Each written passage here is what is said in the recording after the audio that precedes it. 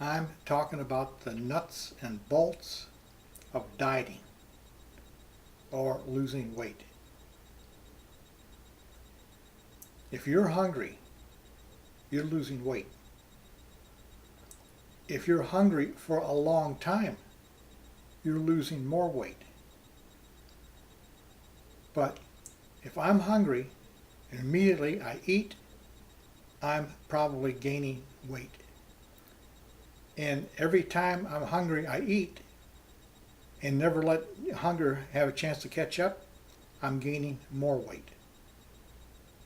So that is the nuts and bolts of dieting.